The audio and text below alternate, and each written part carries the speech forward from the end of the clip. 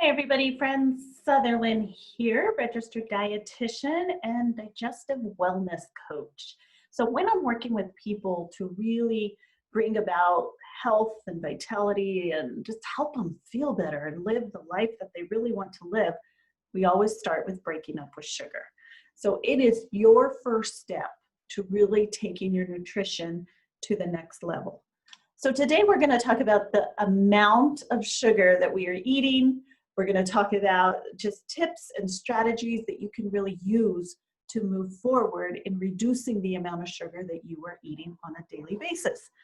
The average American eats 33 5-pound bags of sugar in a given year. This is 165 pounds of sugar. Now, you're not going to the grocery store and buying 165 pounds of sugar January 1 and saying, this is the amount of sugar I'm going to eat. We're not adding the sugar. We don't put it on our cereals and our oatmeals typically, but it is coming from our diet. The foods that you are buying are so sugar overloaded, and it's difficult to really understand how much sugar is in it until you start to read labels. And I'm going to explain all of that today. So sweet snacks, according to the U.S. Department of Health, sweet snacks and soft drinks, and I don't need to tell you that, are where the majority of our sugar consumption is coming from. So about 31% is coming from sweet snacks, soft drinks about 25%.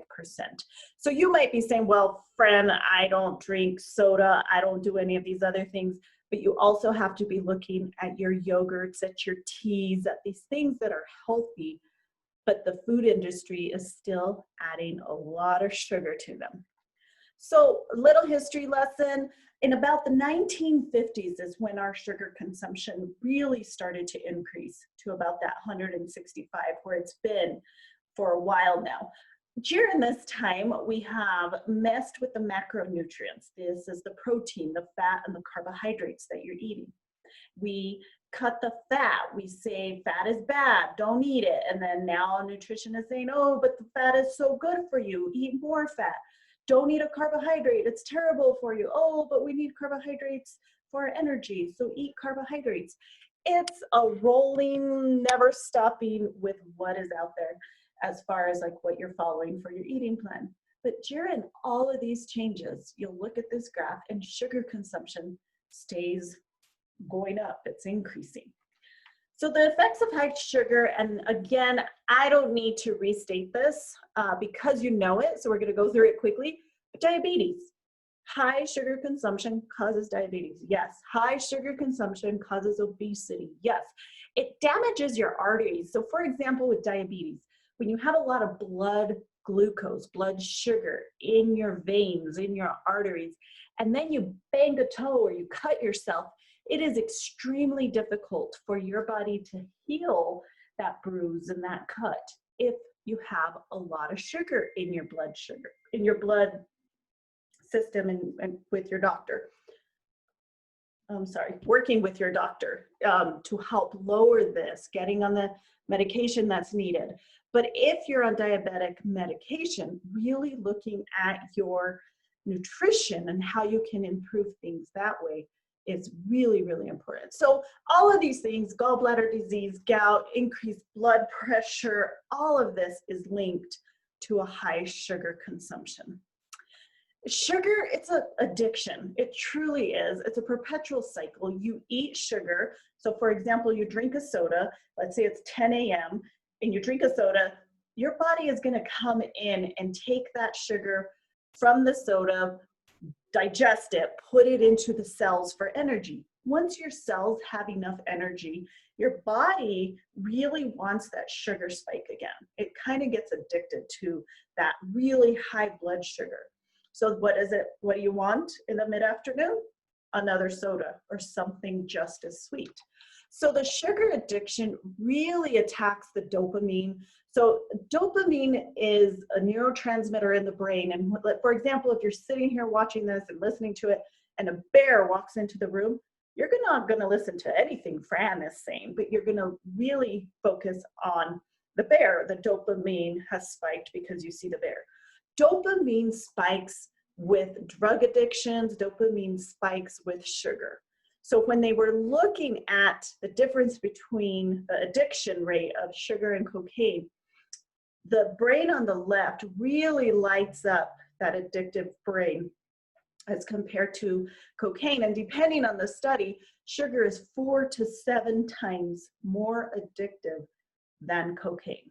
And what are we giving our children, and what are we feeding our grandchildren? And it's in the food that you are buying. So today, let's really listen to this presentation and really learn how we can fight back basically against the food industry and really start to buy healthier food with less sugar in it.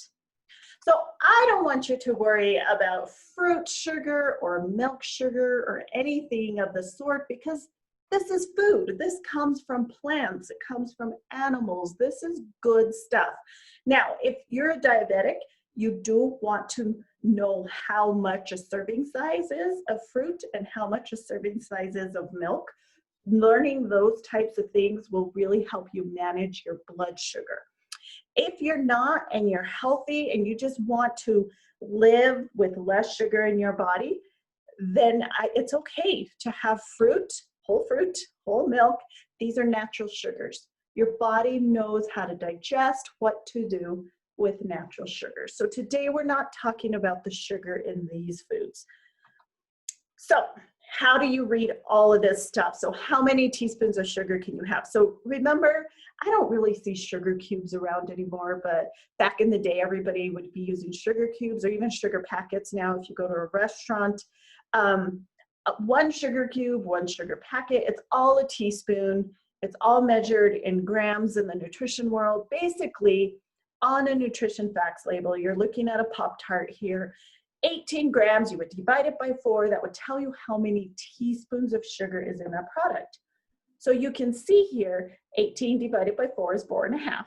But if you only eat 1 pastry, that's the serving size up on top, right here.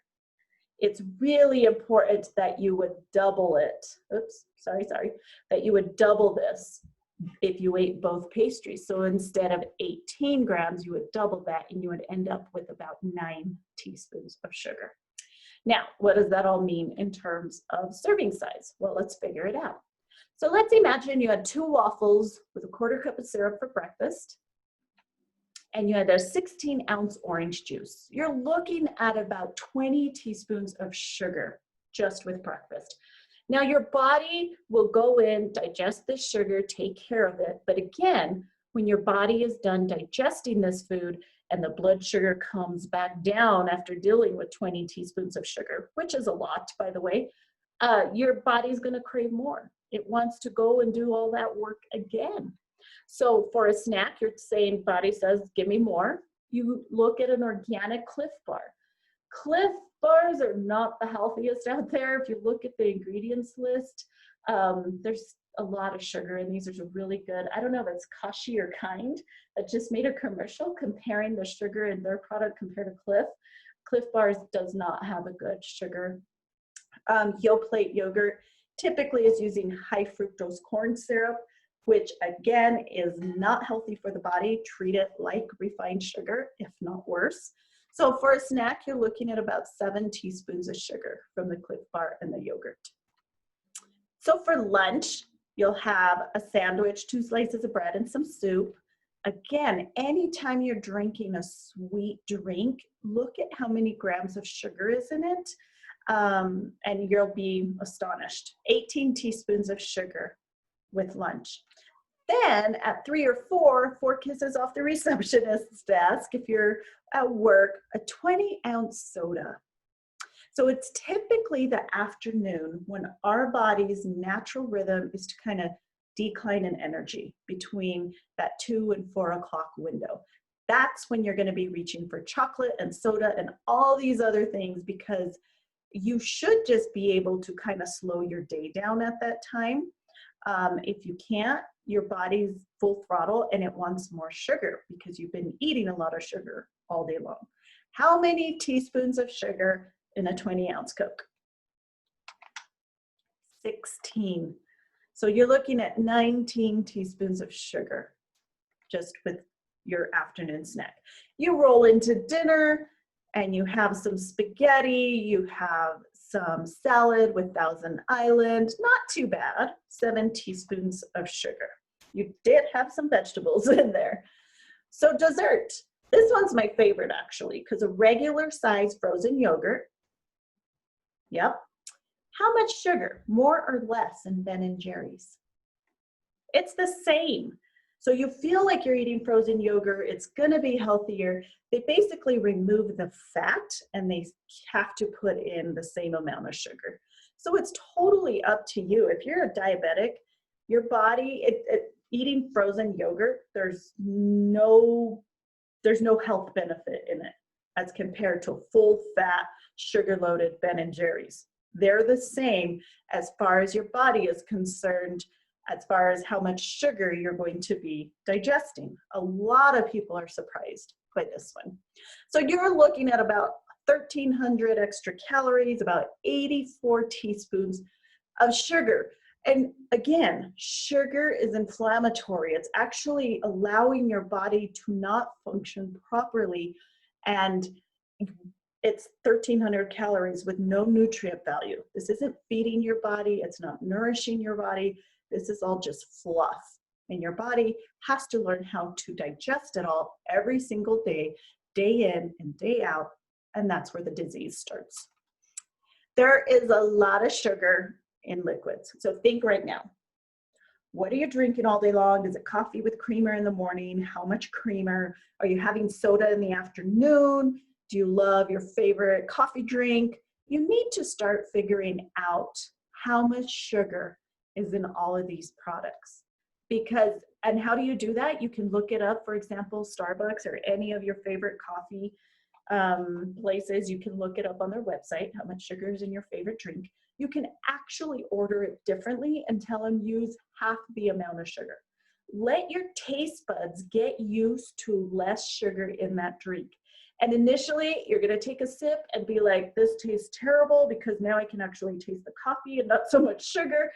It's okay, your taste buds can learn to change with how much sugar they actually like.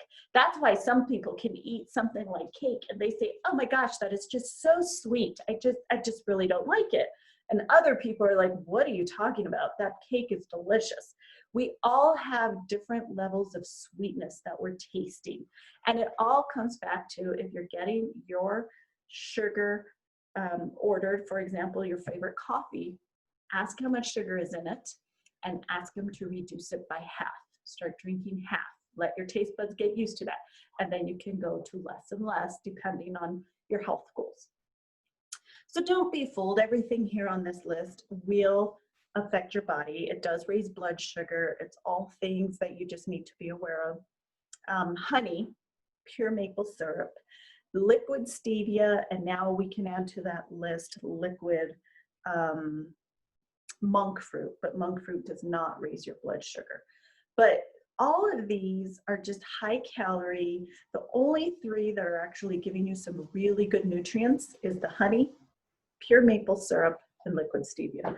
These products work really well at replacing the refined sugar, the high fructose corn syrup, and all of your drinks, your cooking at home, your recipes at home. You can learn to cook with these. Things like, I get a lot of questions about agave syrup.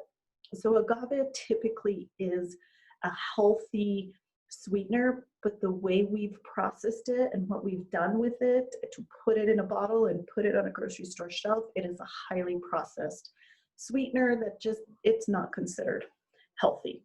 If you're doing things like protein powders and all of these health things, you really need to look at the dextrose and the amount of dextrose that you're taking in. Okay, high fructose corn syrup. It's in everything.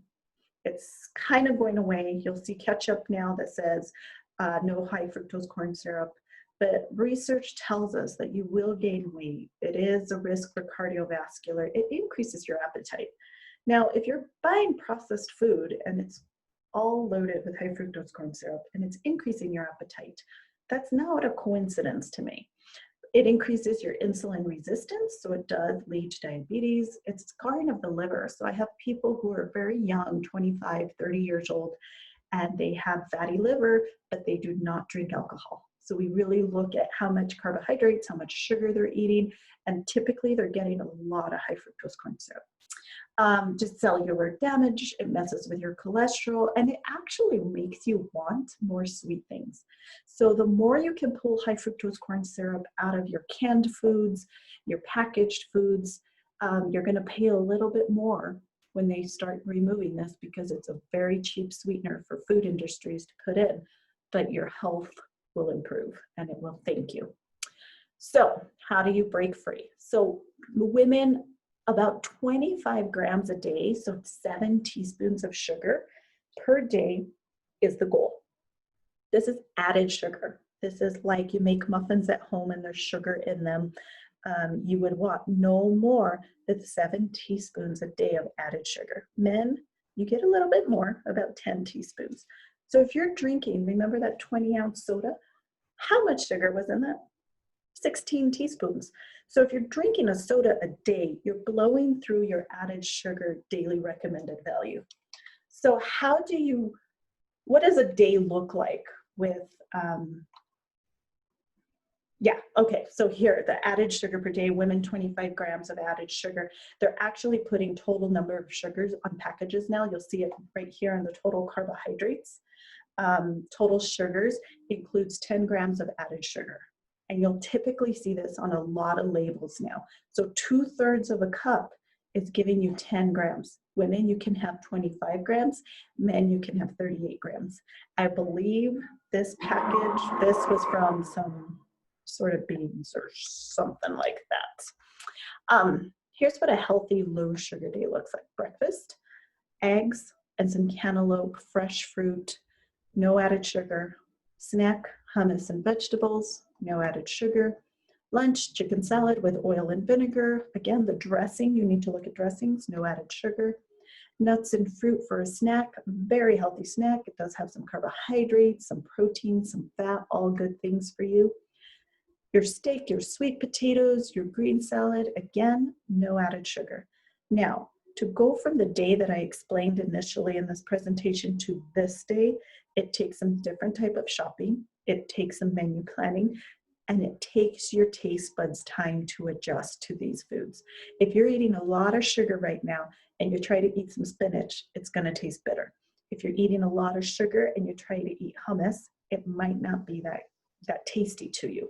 So let your taste buds adjust and just know you're gonna have that point where things are not gonna be as sweet as you would like them to, but that's okay. That means your taste buds are adjusting. Drinking water daily is very important in allowing your taste buds to adjust. So this day there's about 20 teaspoons of natural sugar, 0 teaspoons of added sugar. It's the foods that they're putting sugar in that we want to start staying away from. So 3 startup steps to breaking up with sugar. You've got to read ingredients lists. You have to avoid high sugar liquids. There's so much sugar in so many liquids.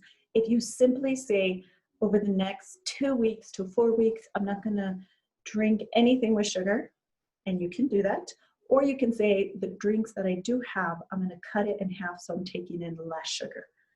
All of that is progress. All of that helps the body, and all of that helps you just break up with sugar and start getting it out of your diet. Consume natural sweeteners, so things like honey and maple syrup and liquid stevia. All of those are really better for you. They're bringing some more nutrients with them. And it's not just empty refined sugar that just kind of beats up your body on the inside. Another thing is that I have a lot of people who want to get off sugar, but they're not eating 3 balanced meals a day. When you are skipping meals, your blood sugar drops very low. Your brain knows, bring me a lot of sugar, and it fixes it. So it's very difficult, because then you start wanting sugar all day long. Sugar and caffeine, but sugar, yes, absolutely. Stop skipping meals. You need a breakfast, you need a lunch, and you need a dinner. Once you're getting 3 meals a day, and this works tremendously for kids, when you stop feeding kids processed foods, so for example, a frozen peanut butter and jelly for lunch, and you give them a sandwich with some carrot sticks, even throwing in some chips in there is better than the frozen peanut butter and jelly.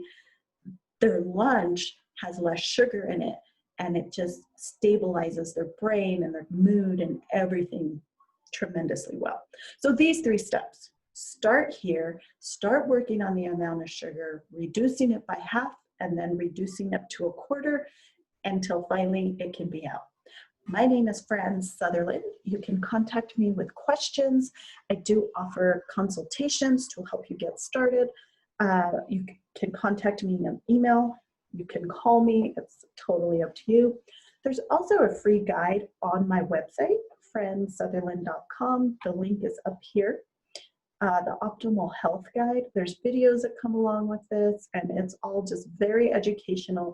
It takes this breaking up with sugar to the next level. So it just gives you really concrete things that you can be doing to really improve your health. And that's all we want. All we want is to feel better and to just be able to live our best life, really, and feel the best that we possibly can.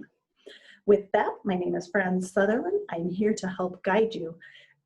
If anything that you need, please email, call, download your free guide, and I look forward to hearing from you. Have a wonderful day, everybody. Bye for now.